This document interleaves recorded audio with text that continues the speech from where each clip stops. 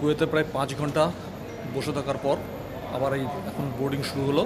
চলুন যাই। বন্ধুরা, আজ চলেছি কুয়েত থেকে তেহরানের পথে, কুয়েত এয়ারওয়েজে। বসে গেছি সিটে 27A, একদম উইন্ডো সাইডেই রয়েছে। আর ফ্লাইটটা হচ্ছে এয়ারবাস, ছোট ফ্লাইট। মাত্র 1 ঘন্টা 15 মিনিটের জার্নি কুয়েত থেকে তেহরান। একটা যেটা খুব ইম্পর্টেন্ট কথা, আপনাদের যে দুটো বোর্ডিং পাস দেবে, পাসপোর্ট আর বোর্ডিং পাস দুটো খুব সাবধানে রাখবেন। সবসময় কিন্তু জার্নির সময় লাগবে।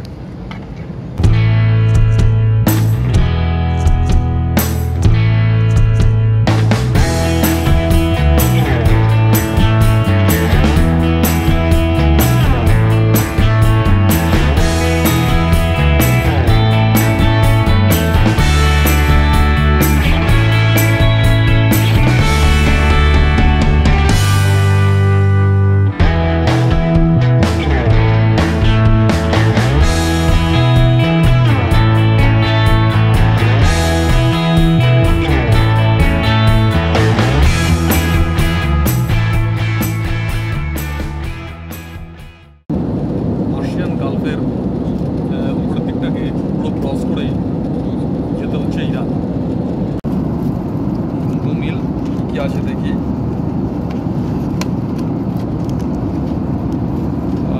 একটা রুটি আছে, একটা জুস, জল, আর এটা একটা কেক।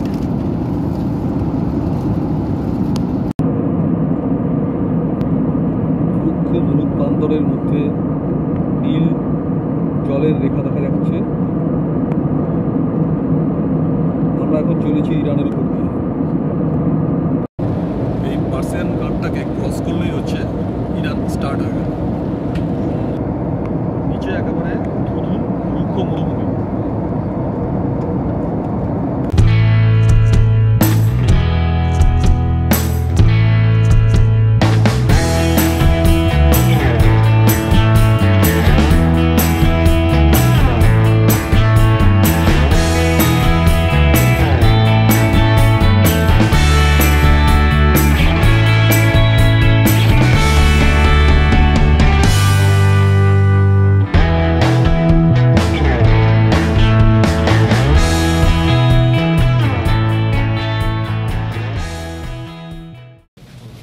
বন্ধুরা, পৌঁছে গেলাম ইরানের তেহরানে। এখন ইমিগ্রেশন করব, তারপর আপনাদের সঙ্গে দেখা করব। বন্ধুরা, ইমিগ্রেশন হয়ে গেল। শুধু ভারতের একটা আইডি কার্ড চাইছিল। আর জিজ্ঞেস করলো কেন এসেছেন, আর কোনো কথা জিজ্ঞেস করলো না। পাসপোর্ট ফেরত দিয়ে দিল, দিয়ে বললো you are welcome to Iran. আমার একটা নতুন দেশে ঢুকলাম, সেই পারস্য, সেই ইরান। একদম ফাঁকা এয়ারপোর্ট। এখানে একটা ব্যাংক আছে দেখি, ব্যাংক মেনলি ইরান। এখান থেকে কারেন্সিটাকে এক্সচেঞ্জ করব, ডলার দিয়ে ইরানি রিয়াল নেব। ভাই, এখানে ডলার ভাঙানোর জন্য পেছন পেছন সকলে আসছে।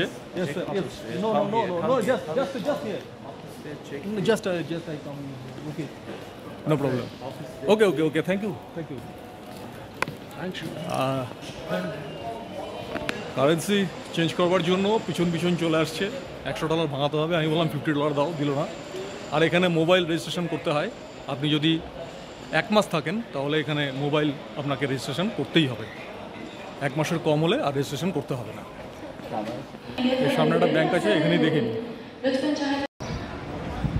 তো বন্ধুরা, আমি এখন দাঁড়িয়ে আছি ইরানের ইমাম খোমেনি ইন্টারন্যাশনাল এয়ারপোর্টের বাইরে। চলে এলাম একটা নতুন দেশে, ইরানে। এবং ইরানের এই এয়ারপোর্টের সামনেই এই মেট্রো স্টেশন আছে। আর এখানে কারেন্সি এক্সচেঞ্জ করার জন্য বাইরে প্রচুর লোক আছে, ভেতরেও অফিস আছে, আপনারা কারেন্সি এক্সচেঞ্জ করতে পারেন।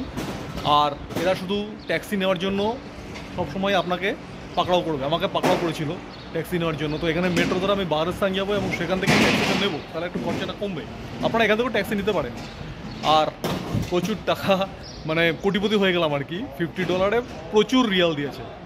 তো চলুন, এই ইরানের খোমেনি ইন্টারন্যাশনাল এয়ারপোর্ট। এই খোমেনি ইন্টারন্যাশনাল এয়ারপোর্ট।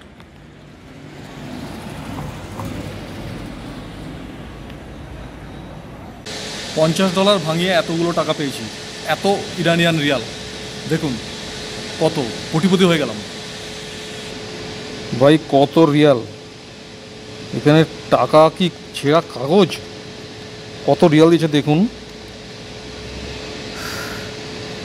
আর এটা হচ্ছে খোমেনির ছবি, ইরানের যিনি প্রধান, খোমেনির ছবি। চলুন আরও কারেন্সি পরে দেখাবো। বন্ধুরা, আমি দাঁড়িয়ে আছি এখন ইমাম খোমেনি ইন্টারন্যাশনাল এয়ারপোর্টের মেট্রো স্টেশনে। এখন ট্রেন আসবে, সেই ট্রেনে করে যাব বাহারস্তান। সেখানে একটা হোস্টেল আছে, আমি সেখানে যাব। ট্রেন এখানে আমার কাছে কোনো কার্ড ছিল না, তো কয়েকজনকে দাঁড় করিয়ে যারা ক্যাশে দিল, সেই টাকা নিয়ে একজন কার্ডে পেমেন্ট করে আমাদের ঢুকালো। এই মেট্রো লাইন, আর এই হচ্ছে স্টেশন। একদম খালি ফাঁকা স্টেশন দেখুন বন্ধুরা, পুরো খালি, কেউ নেই, কোনো যাত্রী নেই।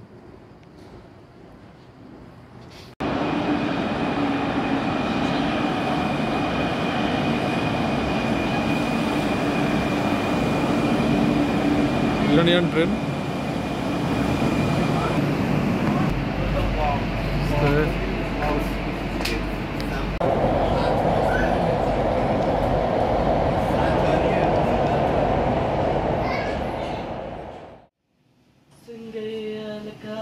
এটা হোস্টেলের কিচেন।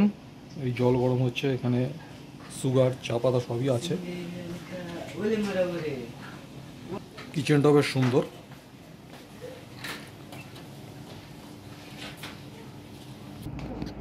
এই হচ্ছে আমার হোস্টেল তেহরানে, হেরিটেজ হোস্টেল। বন্ধুরা, অবশেষে পৌঁছালাম তেহরানের এই হোস্টেলে, হেরিটেজ হোস্টেল।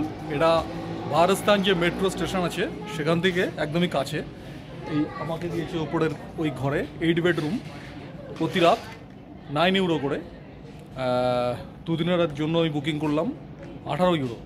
আর এখানে কিচেন আছে, কিচেনটাতে আপনি নিজের ইচ্ছে মতো রান্না করতে পারবেন। চা কফি সবসময় ফ্রি আছে, ওখানে বসে খাবারও জায়গা আছে। হোস্টেলটা ভালো, বেশ সুন্দর। আর এখানে মনে হয় ফোয়ারাটা ছিল আগে। চলুন ঘরটা একটু দেখাই। এই হলো আমার রুম, আর এই ওপরের হচ্ছে, এইটা হচ্ছে আমার বেড। এসি আছে, এখানে বেসিনও আছে।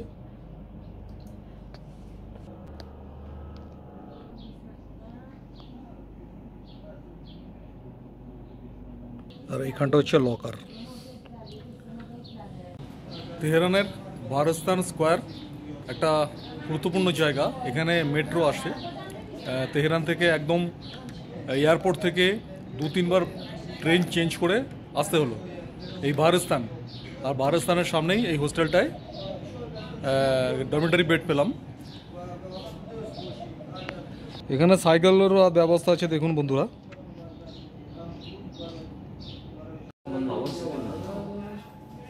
কত টাকা দেখুন।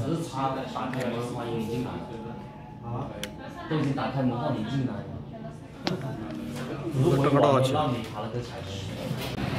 বন্ধুরা, আবার একটা নতুন ভিডিওতে সকলকে স্বাগত জানাই। আর আজকে আমি রয়েছি ইরানের তেহরানে।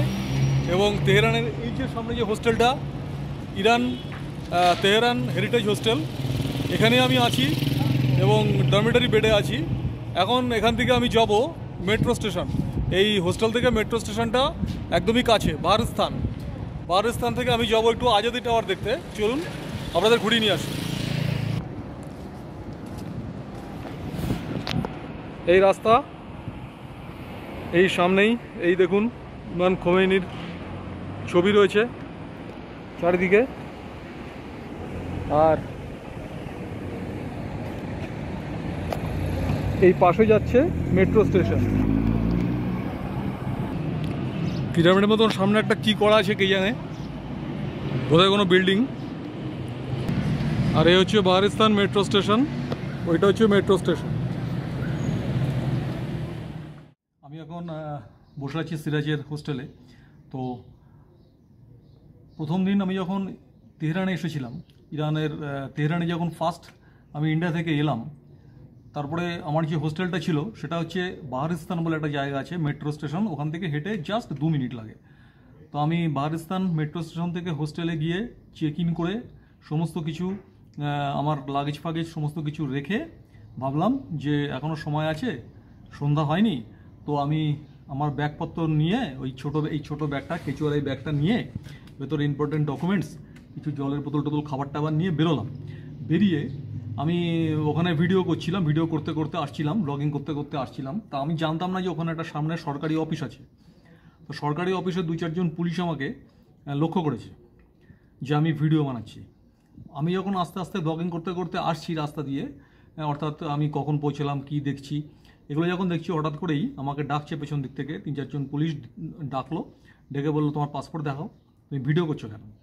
তাই বললাম আমি ট্যুরিস্ট, ভিডিও করছি, আমি বাইরে থেকে এসেছি, আমি হিন্দুস্তান থেকে এসেছি, আমি ভিডিও করছি কারণ আমি ট্যুরিস্ট এবং আমি ইউটিউবের ভিডিওর জন্য এগুলো করছি। তো ওরা সব থেকে মুশকিল হচ্ছে ওরা কিছু ভাষা বোঝে না, ইংলিশ ভাষা তো কিচ্ছু বোঝে না, শুধু ওদের যে কী ভাষা, ফার্সি ভাষা আছে, এই ফার্সি ভাষাতেই শুধু কথা বলছে, আমিও বুঝতে পারছি না ওদের ভাষা। তো কি করব, লাস্টে আমাকে বললো কাম, শুধু এই কথাটাই শুনো, আমার সাথে আসো বলে আমার পাসপোর্ট নিয়ে নিল, ব্যাগপত্র সমস্ত কিছু নিয়ে নিল, নিয়ে আমাকে বললো যে আমাদের পেছন পেছন আসো। আমি একটু ভয় পেয়ে গেলাম, গিয়ে বললাম যে কোথায় থানায় ফানায় নিয়ে যাবে কিনা, আর ইরানের পুলিশ মানে খুবই ডেঞ্জারাস, একবার ধরলে নাকি মানে তার থেকে ছাড়া পাওয়া খুব মুশকিল। তো আমি কি করব, আমি বারবার ওদেরকে ইংলিশে বোঝানোর চেষ্টা করছি আমি ট্যুরিস্ট।